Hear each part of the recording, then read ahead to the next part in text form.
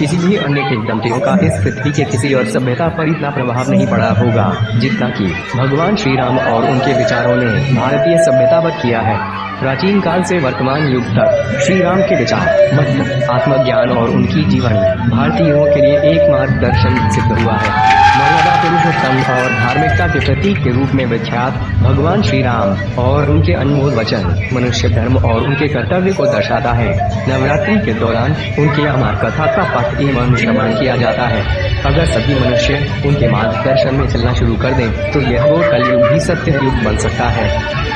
आज वेदविक पर हम आपको वाल्मीकि रामायण में वर्णित भगवान राम के कुछ सर्वश्रेष्ठ वचनों से अवगत कराते हैं। लेकिन इससे पहले कि हम शुरू करें, इस नवरात्रि में भगवान श्री राम की आशीर्वाद प्राप्त करने के लिए नीचे दिए गए लाल सब्सक्राइब बटन को दबाएं और नियमित रूप से सनातन धर्म और इसकी खोई हुई संस्कृति के बारे में जानने के लिए बेल आइकन को दबाना न भूलें। तो चलिए हम शुरू करते हैं।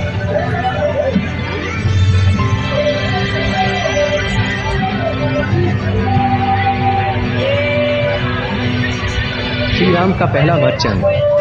इस श्लोक में श्री रामचंद्र अपने पिता महाराज श्री दशरथ जी को शोकाहत अवस्था में देखकर माता कैकेयी से कहते हैं कि इस पृथ्वी में अगर कोई मनुष्य हमेशा सुखी रहना चाहता है तो यह उसका भ्रम होगा। मनुष्य के जीवन में सुख और दुख का जुगाड़ और भाटे के समान आना जाना लगा रहता है। इसका तात्पर्य यह है कि सुख का जुगाड़ हो या दुख का भाटा, दोनों ही आते जाते रहेंगे, परंतु इन दोनों में से कोई भी हमारे जीवन में चिरस्थायी नहीं रहेंगे। एक ज्ञानी और धर्मपरायण व्यक्ति कभी भी ऐसी परिस्थितियों में विचलित नहीं होता है। श्री राम का दूसरा वचन। इस श्लोक में माता कैकेयी जब श्री दशरथ जी के वचन पालन पर प्रश्न चिन्ह लगाती हैं, तब श्री रामचंद्र कहते हैं कि रघुकुल रीति सदा चली आई, प्राण जाए पर वचन न जाए। पिता ने जो भी वचन दिया क्यों न हो, मेरा यह धर्म और कर्तव्य है कि मैं अपने पितृदेव के हर वचन का मान रखूं। आप निश्चिंत होकर कहिए, आपने उनसे जो भी मांगा हो मैं उसे पूरा करूंगा। एक बार राम ने वचन दे दी तो वो और पीछे नहीं हटता है। इसका तात्पर्य यह है कि हमें अपने वचन या बातों पर दृढ़ निश्चित होना चाहिए। अगर हम किसी को वचन दें तो उसे पूर्ण करना हमारा धर्म है। श्री राम का तीसरा वचन। जब महर्षि वशिष्ठ प्रभु श्री राम को अयोध्या वापस लाने के लिए रामानुज श्री भरत जी के साथ वन में जाते हैं, तभी इस श्लोक के माध्यम से श्री रामचंद्र जी कहते हैं कि कोई भी संतान अपने माता एवं पिता का ऋण कभी चुका नहीं सकता है। चाहे वह अपने माता पिता के लिए कितना भी श्रेष्ठ कार्य क्यों न कर दे, वह कभी भी इस ऋण से मुक्त नहीं हो सकता है। एक संतान का जन्म से लेकर पालन पोषण तक उन्होंने जो यातना, पारिस्थितिक कष्ट एवं पीड़ा भोग किया है, उस संतान के लिए वह अतुलनीय एवं अमूल्य है।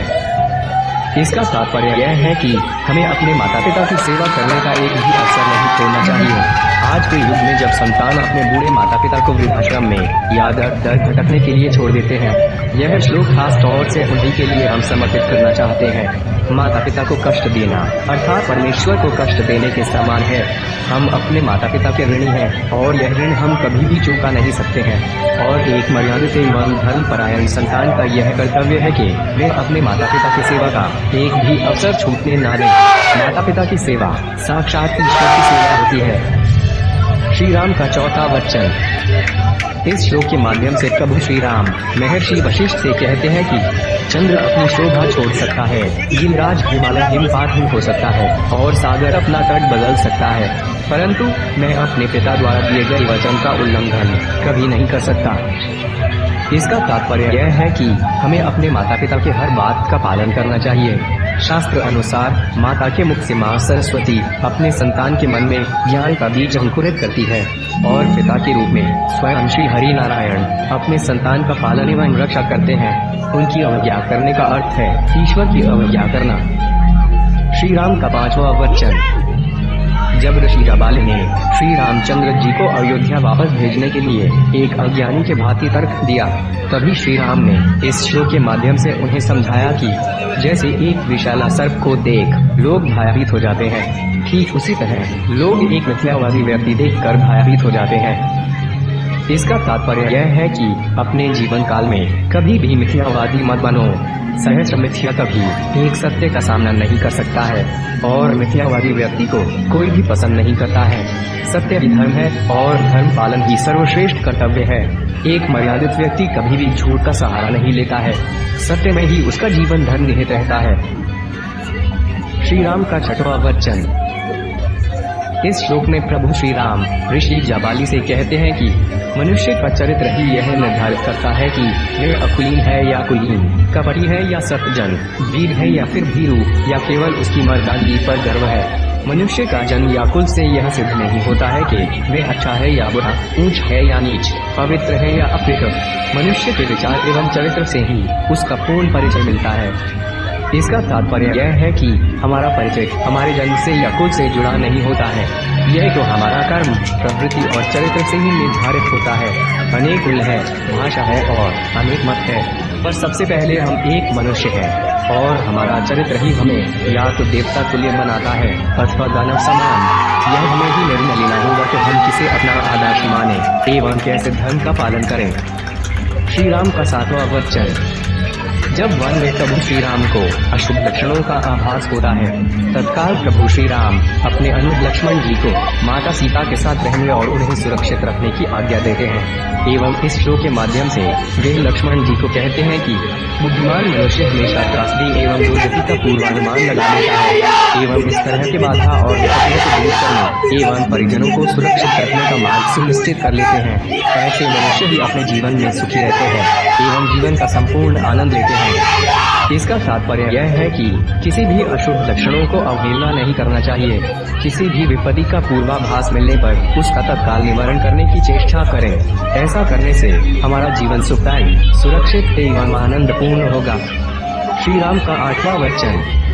जब प्रभु श्री राम का सामना राक्षस सेनापति खड़ा से हुआ, तभी इस श्लोक के माध्यम से उन्होंने खड़ा से कहा, हे राक्षस।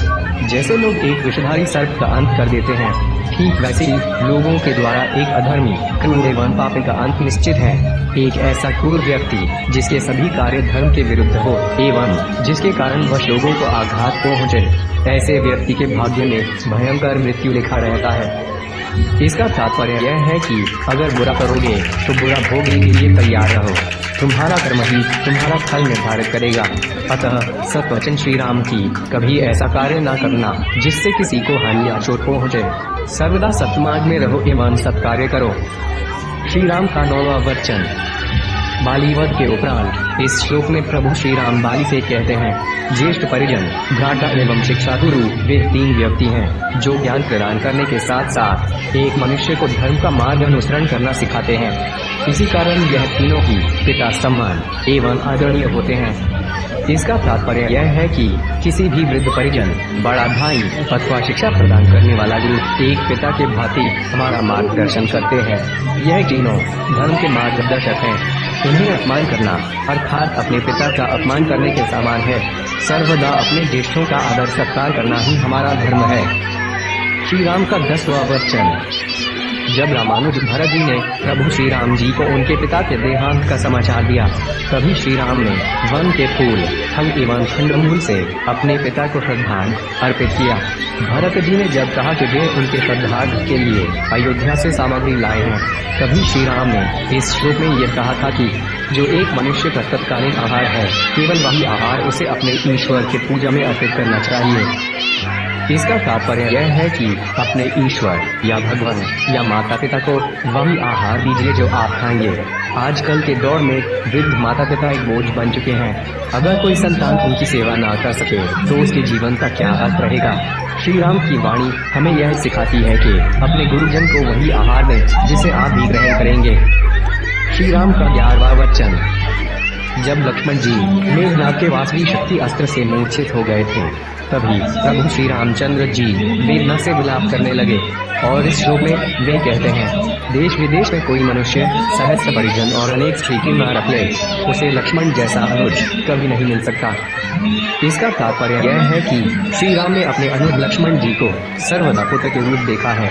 उनके इस वाणी से हम यह सीखते हैं कि हमसे आयु में छोटे हमारे भाई और बहन संतान समान होते हैं, और अन्य दृष्टि से हमें अपने ज्येष्ठ या आयु में बड़े हमारे भैया भाभी से दीदी श्री और जीजा श्री को सर्वदा पिता माता समान श्रद्धा करनी चाहिए। प्रभु श्री राम की हर वाणी में हमें एक आदर्श एवं धर्मपरायण मनुष्य होने की सीख मिलती है। आइए आज हम यह प्रण लें, प्रभु श्री राम के इन विचारों को खुद पालन करें एवं इस वीडियो को शेयर करके दूसरों को भी यही सीखने का अवसर दें। मैं हूँ योगेश और आप देख रहे हैं वेद। जय श्री राम।